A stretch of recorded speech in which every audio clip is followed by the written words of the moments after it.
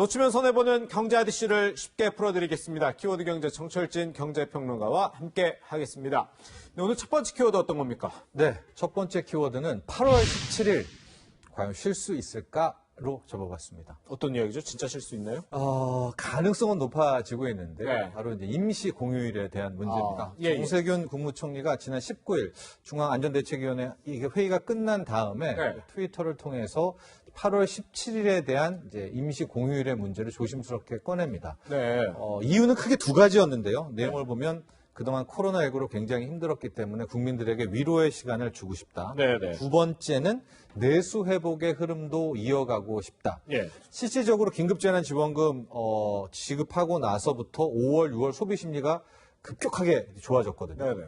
근데 이제 다 썼잖아요. 네. 이대로 가면 빠질 수가 있기 때문에 그러게요. 다시 한번 이 8월 17일 월요일이 됩니다. 네. 15일 토요일이었기 때문에 이걸 임시공휴일을 지정함으로써 이 두 마리의 토끼를 좀 잡아보지 않겠느냐. 또 이런 취지에서 이야기를 꺼낸 겁니다. 그러게요. 8월 15일이 그러고 보니까 토요일.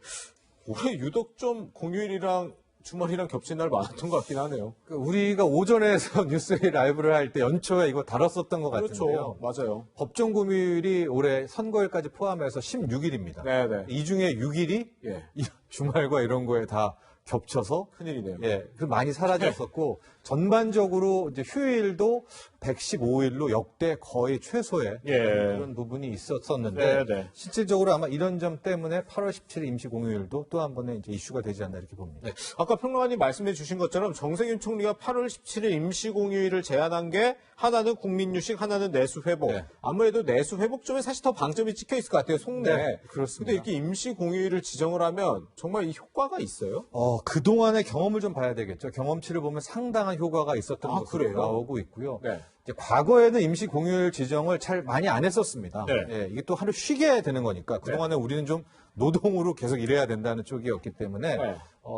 가령 88 올림픽 때라든가 예. 2002년 한일 월드컵도 우리 4강 진출했을 때 네네. 쉬고 그 이후에 이제 카드를 언제 뽑았느냐? 2015년에 박근혜 정부 당시에 메르스 사태로 되게 힘들었고 소비가 완전히 무너졌을 당시에 네. 당 8월 14일을 임시공휴일을 지정을 했었는데 맞아요, 예. 그때 뜻밖의 이 소비 심리 개선, 소비 효과가 있었었습니다. 네네. 그래서 그 다음에도 지정을 했었고 2017년 이제 직전에 마지막이었었는데 네. 당시에는 이제 가을 추석 연휴와 합쳐가지고 임시공휴일을 지정을 했었는데 다 나름 어떤 소비 진작만 놓고 보면 효과가 좀 있었고요. 네. 현대경제연구원 같은 경우에는 하루 지정할 때마다 1조 원대 이상의 경제 효과가 있다.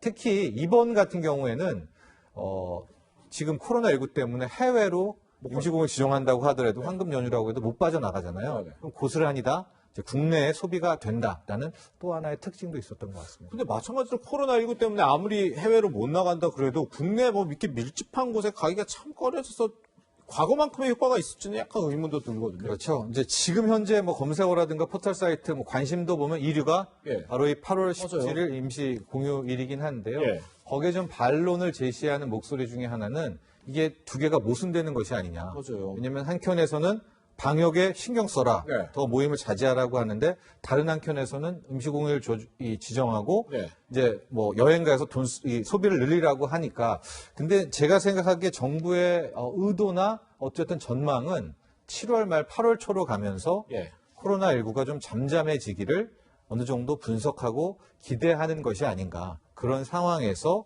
이제 이 8월 17일까지 자연스럽게 가는 그런 흐름을 원하고 있는 것이 아닌가. 이제 이렇게 생각을 해보고. 그런데 박능후 보건복지부 장관이에요. 네. 중앙재난안전대책본부 1차장인데 오늘 이런 얘기 했거든요. 네.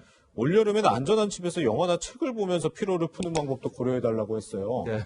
집에서 책 보고 집에서 VOD 영화 보면 내수 아무 관계없는데 두 사람 얘기가 전혀 다른 것 같은데. 그렇죠. 이제 바로 저런 미스매치와 불협화음 네. 때문에 이제 임시 공휴일 지정에 대한 반론의 목소리가 나오고 있는 건데요. 네, 네. 아마도 박능후 제1차장 같은 경우에는 현 시점에서는 네.